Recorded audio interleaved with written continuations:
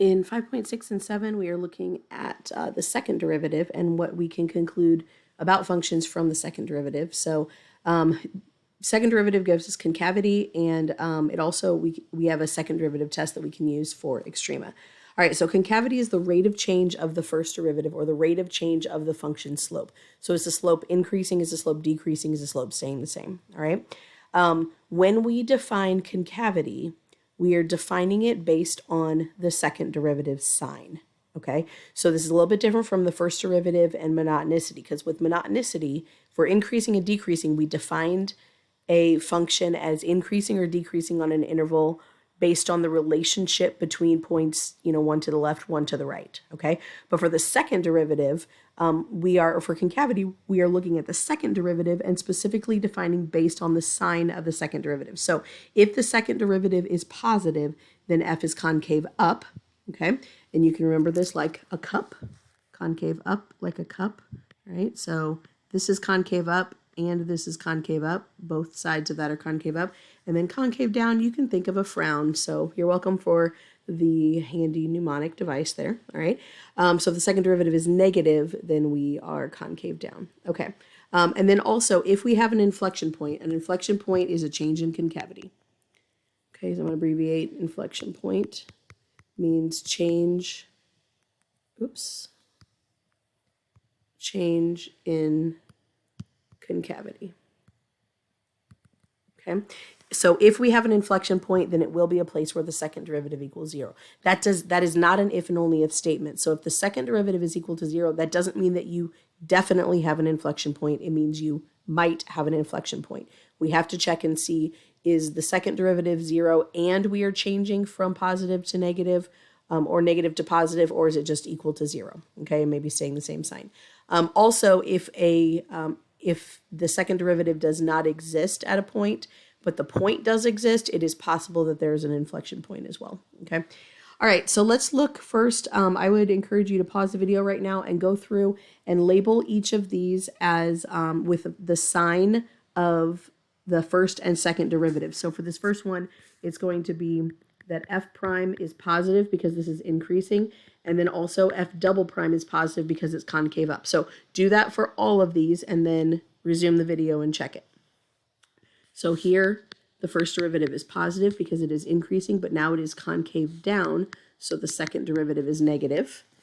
Okay, here we have a negative first derivative because we have a decreasing function, but it is concave up. Okay, so this is like half of a cup if that were to continue going upwards, so second derivative is positive. And here we have decreasing, but then also it is becoming more decreasing, so the second derivative is negative. So both are negative, okay? Here we have a linear segment. It is decreasing, so f prime is negative, but because there is no change in the slope, the second derivative is equal to 0. And then here, first derivative is positive because it is increasing, but second derivative is equal to 0 because the derivative or the slope is not changing. And then here, both are equal to 0. Okay, oops, that should be, one of these should be prime and then double prime. Okay, it is not possible to have an interval where the first derivative is 0 and the second derivative is not. Okay, could there be a point where that happens? Absolutely. But is there a place where, like, if the function is equal to 0 over an interval or on a graph, if the functions, if the of f prime is equal to 0, then the second derivative would be 0 as well. So we're not talking about at a point here. These are describing the entire graph. Okay, so for intervals of concavity, this is the same process as what we went through with the test points on the number line and making a sign chart on the first derivative to determine intervals of monotonicity. But now we are going to do that on with the second derivative. So we're finding critical points of the derivative, meaning where f double prime now equals 0 or does not exist. Okay, so the critical points on the derivative are where that function, the derivative's derivative, is equal to 0 or doesn't exist. And then we test the signs of the second derivative around them. Concave up is when the second derivative is positive. Concave down is when the second derivative is negative. Okay. We do need to have open intervals. this is, if we look back at our definition, the way we've defined it here is based on the sign of the second derivative. And if we have an endpoint of an interval where the second derivative is equal to 0, well, then it's not positive or negative, okay? So we can't include the endpoints with intervals of concavity. So that's why I recommend with intervals of monotonicity or concavity, always using open intervals, okay? All right, so let's do an example here. So we've got a cubic function. We are looking for intervals of concavity, so we need the second derivative. Okay, so let's find f prime first. So that's 3x squared minus 6x minus 9. And then the second derivative is 6x minus 6. Okay, so I'm going to set that equal to 0. Divide by 6, we get x minus 1. So x equals 1 is my only critical point for f prime. Okay, so then testing on the number line to the left and the right of 1, I need to check the sign of the second derivative for concavity. So when we have a number that is less than 1 or to the left of 1, this is going to be negative, and to the right of 1, this is going to be positive. So this function is concave down on negative infinity to 1, and it is concave up on 1 to infinity. And once again, let me stress, I am using only open intervals. We do not include the 1 on either of those. All right, this one right here, this is posted, like it's worked out in the completed notes that I posted, but I'm going to go ahead and skip it for time, but it's the same process again. Remember, you need to check where second derivative might equal 0 as well, if that's possible. Okay, so this is the second derivative test. Second derivative test is not just do the same as the first derivative test, but on the derivative to find inflection points. Second derivative test does not find inflection points. Oh, I should mention that.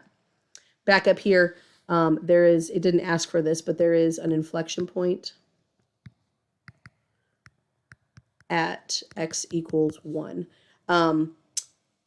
If we're looking for justification on any of this, we would say because f double prime is negative and because f double prime is positive, and here we would say because f double prime changes signs, okay? So it didn't ask for all of that, but if you have a question that does ask for justification, which will frequently happen, that's what you need.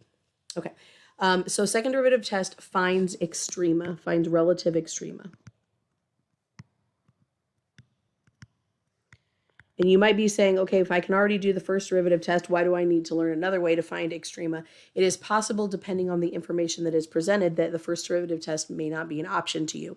And you're going to see an example of that here in a minute, okay? So the second derivative test says first we start with points where the first derivative equals 0. Because remember, the first derivative has to be 0 or not exist for us to have local extrema. Okay, but here we're specifically just looking at places where the first derivative is equal to 0.